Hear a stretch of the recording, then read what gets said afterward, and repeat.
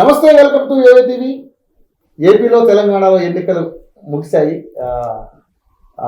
మే 13వ తారీఖున చాలా అద్భుతంగా అటు తెలంగాణలో కావచ్చు, ఇటు ఆంధ్రప్రదేశ్లో కావచ్చు ఎన్నికలైతే మంచి పోలింగ్ నమోదైందని చెప్పేసి ఎన్నికల అధికారులు అందరూ కూడా చెప్తా ఉన్నారు. సో మొత్తంగా చూసుకుంటే ఏపీ విషయంలో ఇటు వైఎస్ఆర్సీపీకి ఇటు టీడీపీ కూటమికి అద్భుతమైనటువంటి పోటీ జరిగిందనేది మనం అన్ని మీడియా మాధ్యమాల్లో కూడా మనం చూసాం.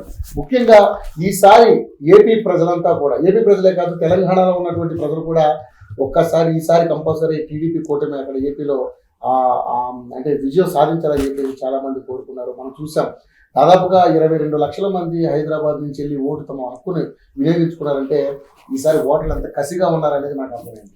ఆంధ్రప్రదేశ్లో మనం ముఖ్యంగా మనం మాట్లాడుకోవాల్సింది ఒక నియోజకవర్గం, పిఠాపురం నియోజకవర్గం. ఆ పిఠాపురం నియోజకవర్గంలో జనసేన పార్టీ నుంచి పవన్ కళ్యాణ్ గారు నిలబడ్డారు. అదేవిధంగా వైఎస్ఆర్సీపీ నుంచి వంగా గీత గారు నిలబడ్డారు. ఇటు వేరే పార్టీల మాట అక్కడ వినిపించడం లేదు. కేవలం ఆ రెండు పార్టీల మధ్యనే పెద్ద పోటీ జరిగింది. సో ఎలాగైనా సరే ఈసారి పవన్ కళ్యాణ్ గారిని ఓడించాలని చెప్పేసి అధికార పార్టీ శతవిధాల ప్రయత్నాలు చేసింది. బట్ బ్యాలెట్ బాక్స్లో మరి ఏముందనేది ప్రజలకే తెలుసు, ప్రజలే వేసిన ఓటర్లు తెలుసు. ఇప్పుడు మనం నెక్స్ట్ మంత్ 4వ తారీఖున మరి ఎవరు గెలుస్తారనేది మనకు తెలిసిపోతుంది. కాబట్టి సో పిఠాపురం నియోజకవర్గంలో పవన్ కళ్యాణ్ ఓడించడానికి చాలా రకాలైనటువంటి కార్యక్రమాలు జరిగాయి. సో పవన్ కళ్యాణ్ వెనక మొత్తం యావత్ సినీ ప్రపంచమే కాదు, అదేవిధంగా ప్రజలు కూడా పెద్ద ఎత్తున గట్టి నిర్ణయంతో ఉన్నారు. ఈ రోజున మరి దాదాపుగా 50,000 మెజార్టీతో గెలుస్తారని కూడా చాలా సర్వేలు కూడా చెప్తా ఉన్నాయి. సో ముఖ్యంగా చూసుకుంటే జబర్దస్త్ నుంచి చాలా మంది కూడా పవన్ కళ్యాణ్కి సపోర్ట్గా నిలబడ్డారు.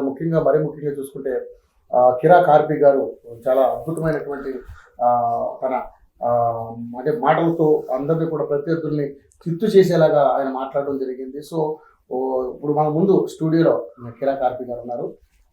అసలు నిజంగా మరి ఏపీ ఓటింగ్స్ దాని మీద, ఏపీలో జరుగుతున్నటువంటి ఆ ఓటింగ్ సరళి మీద మరి ఆయన ఏమంటారు, ఆయన మాటలో తెలుసుకునే ప్రయత్నం చేద్దాం. నమస్కారం రవీణ అన్న, మిమ్మల్ని పట్టుకోవడానికి చాలా ప్రయత్నం కానీ అసలు ఎక్కడ దొరకలేదు. అవును. సో మొత్తానికి అయితే ఎట్టకాలకి ఇప్పుడు స్టూడియోకి వచ్చి అవును ఏంటన్నా ఏపీలో జరిగినటువంటి ఎన్నికల హడావిడికి మీద ఏం చెప్పాలనుకున్నారు మీరు? ఏపీలో జరిగిన ఎన్నికల హడావిడి అనేది పూర్తిగా కూటమి వైపే మళ్ళింది. జగన్మోహన్ రెడ్డికి ఓటమి మాత్రం తప్పదు. ఫస్ట్ పాయింట్ ఏంటంటే ప్రజలందరూ చాలా చైతన్యవంతం అయిపోయినారు ఈసారి.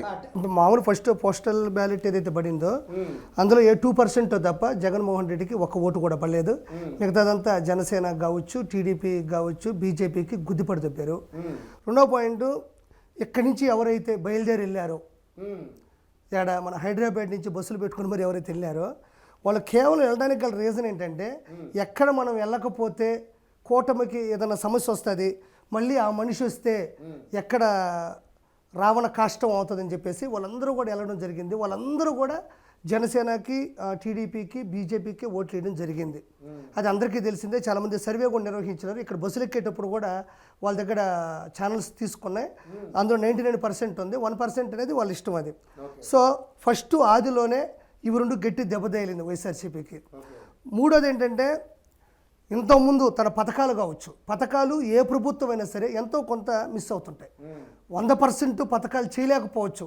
ఇప్పుడు పరిస్థితుల ప్రభావం కావచ్చు, వచ్చే విధులు కావచ్చు, సెంట్రల్ గవర్నమెంట్ కావచ్చు, ఇట్లా వీళ్ళకి ఇంత విపత్తు రావడానికి గల కారణం ఏంటంటే వీళ్ళ పర్సనల్ బిహేవియర్. ఎవరైతే ఎమ్మెల్యేలు ఉన్నారో, మినిస్టర్లు ఉన్నారో, ఎంపీలు ఉన్నారో వీళ్ళందరూ కూడా రౌడీ తనం మొదలెట్టడం, రౌడీలా బిహేవ్ చేయడం, ఈ ఇసుక దందాలు, ఆడపిల్లల మీద అఘాయిత్యాలు, వాళ్ళే కొంతమందిని చంపి పార్సిల్ చేసి పంపించడం, ఇవన్నీ అంటే ఇచ్చిన పథకాలు పక్కన పెడితే దాని ముందు వేసిన పతాకాలు అంటే ఎట్లా ఏంది పరిస్థితి అడిచేది, ఇవి వాళ్ళ వైఫల్యానికి పూర్తి మద్దతు అన్నమాట. అంటే మనిషి చెడిపోవడం రీజను రాజకీయం మాత్రమే కాదు, మెయిన్ కారణం ఏంటంటే వాళ్ళు చేసిన వెకిలి చేష్టల వల్ల వాళ్ళు ఈరోజు అందువల్లే ఈరోజు అంత ఓటింగ్ అట్లా ఫస్ట్ టైం ఇంత ఓటింగ్ శాతం 80% పడిందంటే 85% యావరేజ్ మీద వచ్చింది. చిన్న చితక విషయం కాదు. రెండోది సౌదీ అరేబియా కానీ, కువైట్ కానీ, ఎక్కడ యూకేలో, అమెరికాలో ఉండేవాళ్ళు కూడా ₹1,00,000, 2 లక్షలు, 3 లక్షలు ఖర్చు పెట్టుకొని మరి సాఫ్ట్వేర్లు కావచ్చు అక్కడ స్థిరపడిన వాళ్ళు కూడా రావడం జరిగింది. వాళ్ళైతే వైఎస్ఆర్సీపీ గెలిపిద్దాం, మనం లేకపోతే ఎట్లా అనే పద్ధతి అయితే కాదు. ఇది అందరికీ తెలిసిందే. వీళ్ళందరూ కూడా యువకులు, బాగా చదువుకున్న వాళ్ళు, యువతలు, బాగా అన్ని నాలెడ్జ్ తెలిసిన వాళ్ళు, వెనక ముందు తెలిసిన వాళ్ళు కాబట్టి ఖచ్చితంగా ఆ ఓట్లన్నీ కూడా వైఎస్ఆర్సీపీ పడవు అనేది అందరికీ తెలిసిన విషయమే. సో నిన్న జరిగినటువంటి పోలింగ్ శాతాన్ని బట్టి ఒక 145 సీట్లు పక్కాగా కూటమి గెలవబోతుంది. 145, అంతకుమించి కూడా 160 లోపు కూడా ఉండే అవకాశం ఉంది. ఎందుకంటే వ్యతిరేకత అనేది అందరిలో వచ్చిన తర్వాత మనం ఎంతైనా ప్రోగ్రెస్ తీసుకోవచ్చు. సో 145 నుంచి 160 సీట్లు మన కూటమి రాబోతుంది. జగన్మోహన్ రెడ్డికి బీభత్సమైన ఓటమి రాబోతుంది, అందులో నో డౌట్. అంతెందుకు, నిన్న జరిగినటువంటి పరిస్థితుల్లో సరే ఎలక్షన్ కమిషన్ దిగింది, ఎస్పీలు ఉన్నారు, బలమైన బలగాలు దిగి ఉన్నాయి. వాటిల్లో కూడా గొట్టిమొక్కల సుధాకర్ అనే ఒక వ్యక్తి ఓటు సద్వినియోగం చేద్దాం లైన్లో నిలబడి ఉంటే తినాలి అటుగా వెళ్తున్న కేశవరావు కదా కాదు, ఆయన శివకుమార్ గారు. గొట్టిమొక్కల సుధాకర్ అనే వ్యక్తి, సుధాకర్ గారు, ఆయన ఒక సామాన్య మానవుడు. ఆయన బెంగళూరులో ఏదో వర్క్ చేసుకుంటున్నారు. ఆయన తన ఓటు హక్కుని సద్వినియోగం చేసుకుందామని నిలబడ్డారు. అటుగా ఎమ్మెల్యే వైఫ్ వాళ్ళు వెళ్తా ఉంటే ఒకసారిగా ఏం సార్ మీరు అలా వెళ్తే ఎట్లా, ఎందుకంటే కొన్ని చోట్ల ఈవీఎంలు కూడా మొరాయించిన పరిస్థితి. ఇంకోటి ఎండ కూడా భయంకరంగా ఇబ్బంది పెడుతున్న పరిస్థితి. మూడోది షుగర్లు కావచ్చు, బీపీలు కావచ్చు, థైరాయిడ్లు కావచ్చు, లోపలికి వెళ్ళి ఒక మనిషి బయటికి రావాలంటే ఆ ఇంకు కానీ లోపలికి వెళ్ళి కొంచెం లేట్ అయ్యే పరిస్థితి ఉంది. అందులో ప్రతి ఒక్కరు కూడా కొంచెం అసహనానికి గురై ఉంటారు. అంటే ఏందిరా ఇంకా వేయలేదు ఇంకా. ఆ టీవీలో ఎమ్మెల్యే తన వైఫ్ని తీసుకుని పోతా ఉంటే ఆ వ్యక్తి తన ఓటు హక్కుతో పాటు తనకి రాజ్యాంగంలో ఉన్న ఒక హక్కు పరంగా అడిగాడు. ఏమని, సార్ మీరు మీ ఫ్యామిలీతో అలా వెళ్తే ఎట్లా, ఇది అందరికీ కలిపిన ఓటింగ్, ఇది ఎంత టోల్ అయినా సరే లైన్లోని వెళ్ళాలి కదా అని ఒక ప్రశ్నించడం జరిగింది. ఇది ఓన్లీ ఓటు హక్కు మాత్రమే కాదు, రాజ్యాంగ హక్కు. ఎవరైతే ఒకసారి ఎమ్మెల్యేగా ఉన్నా, మినిస్టర్గా ఉన్నా, ఎవరున్నా సరే వాళ్ళు ఒకసారిగా తన పదవులోంచి బయటకు వచ్చేసి ఎలక్షన్స్ కమిషన్ దిగిన తర్వాత వాళ్ళు చేయాల్సిన ఫస్ట్ పని అంటే సామాన్య మానవులా బిహేవ్ చేయడం. వాళ్ళకు ఉన్నటువంటి అధికారాన్ని చాలా వరకు పక్కన పెట్టేస్తారు. సో అలా అడిగినప్పుడు ఆయన ఏం చేయాలి, ఓహో తప్పే కదా అని సిగ్గుతో తలదించుకోవాలా. మనం ఇంత తప్పు చేసిన వాళ్ళు లేదండి అదండి ఇదేదో చెప్పాలి, అప్పుడు కూడా తప్పే. ఆ మాట అడిగిన దానికి నువ్వు నన్ను అడగతావా అని చెంప మీద కొట్టడం, అతని దగ్గర కొట్టించుకోవడం, ఇది ఎంతవరకు సమంజసం? ఒక వ్యక్తి పోతా ఉన్నాడు, అడిగినాడు అతను, అంటే రాజ్యాంగంలో ఉండే ఒక హక్కు, ఒక ఓటు హక్కు సంబంధించిన రాజ్యాంగ హక్కుని అడిగినా కూడా జగన్మోహన్ రెడ్డి వైఎస్ఆర్సీపీ గవర్నమెంట్లో పెట్టిన హక్కుల్ని వాళ్ళు ఇంకా ముందుకు చేస్తున్నారు.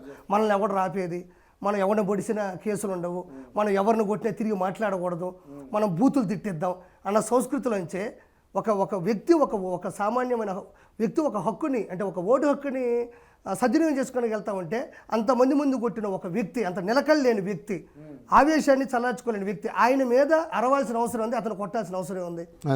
ఇది ప్రజలు చూస్తున్నాగా, మళ్ళీ ఎక్కడో కాదు ఈ అమర్నాథ్ గౌడ్ని చంపేసింది పర్సనల్గా చేసిన అట్లా కూడా కాదు, ఇది డైరెక్ట్గా జనాలు చూస్తున్నాగా చంప మీద కొట్టి అతను కోపంతోనో అతనికి ఇబ్బంది పడో తనకు అవమానపడో అతను కొట్టాడు. అది పెద్ద ఇబ్బంది ఏం కాదు.